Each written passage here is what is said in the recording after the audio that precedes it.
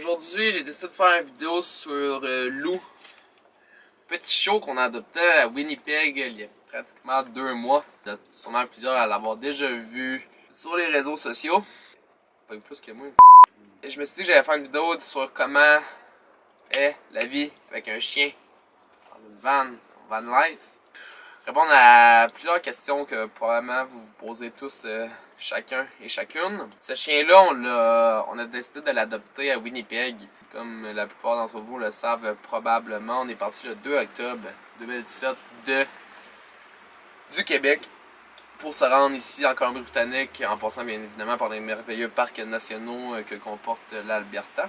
Puis en chemin, on a décidé d'arrêter à Winnipeg, un peu absurde. C'est la première fois qu'on trouvait des douches dans les Petro-Canada, fait qu'on était super contents. Ça faisait pratiquement une semaine qu'on ne savait pas laver. Ben oui, vous l'avez vu, on avait une douche dans la vanne, mais ça c'est pas tant efficace et ergonomique que je te dirais, enlever le plancher, remplir la tank.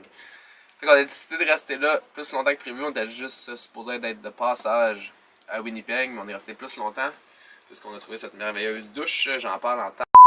Bon, en tout cas, bref. Fait qu'on a le temps d'aller sur internet, naviguer sur les internets. Peut-être qu'on trouvait qu'on manquait de compagnie, je sais pas, mais on s'est ramassé sur Kijiji avec les mots-clés chiot, puppy. Puis ça a donné qu'à une heure, on était chez quelqu'un en train de regarder un merveilleux Labrador et Husky mixé avec du Golden Retriever.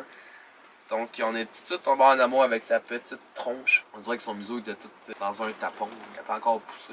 La tête avait poussé, mais son museau était resté bloqué. On le trouvait bien cute. Ça lui a pris 2 jours avant de marcher, de se déplacer. La seule chose qu'il faisait, c'était d'aller se cacher en dessous de la vanne, puis revenir la tête pleine d'huile. Je sais pas si c'est le chien le problème ou la vanne. Ce chien-là, je pense pas qu'il ait eu une enfance facile. Parce que quand on est allé l'adopter, c'est sûr que le monsieur est rentré dans l'enclos. Tous les chiens sont partis à courir. Ça a tout pris pour qu'on soit capable d'en prendre un dans nos mains. Je pense pas qu'il vivait très bien. Ce chien-là, même à 8-9 semaines, on n'avait même pas besoin de l'attacher puisqu'il restait avec nous. Qu'est-ce qu'on s'est rendu compte vite avec ce chien-là aussi, c'est que surtout qu'on faisait de la route, on partait le moteur de la vanne, son moteur à lui, il arrêtait. Tu sais, c'était un gros guess là. En vivant la van life, le chien allait aimer ça, faire la route ou pas. Ça s'est super bien passé. La seule chose qu'il fait, c'est ronfler, dormir, sniffer puis atchoumer. On a le temps, nous autres. Puis en tant qu'humain non plus, on n'a pas nécessairement à l'aise à tout le temps être 24h/24 enfermé dans une vanne de 19 pieds par 6 pieds. Tu sais, moi je me mets à la place de ce chiot-là qui a besoin de se dépenser, de se donner en énergie. Puis moi aussi, j'ai besoin en tant que personne de faire ça. Fait que tu sais, c'est sûr qu'on a le temps amplement de sortir dehors, aller se promener, marcher. Surf, j'en fais pratiquement tous les jours. Ben, il vient sur la plage puis il court sur la plage. Notre chien, je suis pas mal sûr qu'il passe plus de temps dehors à jouer, à courir puis à s'énerver avec les autres chiens que peu importe quel autre chien que quelqu'un peut avoir puis qui travaille de 9 à 5 puis qui revient juste le soir puis il prend une marche de 1 heure. Ça, je suis pas mal convaincu de ça. Et on peut laisser tomber les préjugés que y a pas assez d'espace pour un chien dans une vanne. Ça, c'est totalement faux. Si tu penses ça, ben tu peux avoir un lapin, c'est ta discrétion, je m'en fous. Je pense que le point le plus marquant depuis qu'on l'a, c'est que ça facilite tellement les rencontres.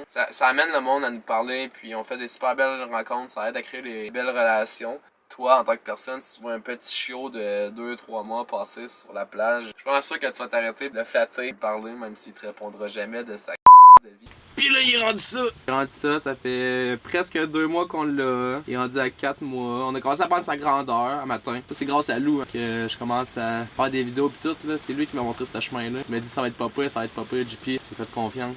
Il aime pas ça quand je fais des affaires qu'il est pas dedans. Comme. Checkez bien ça.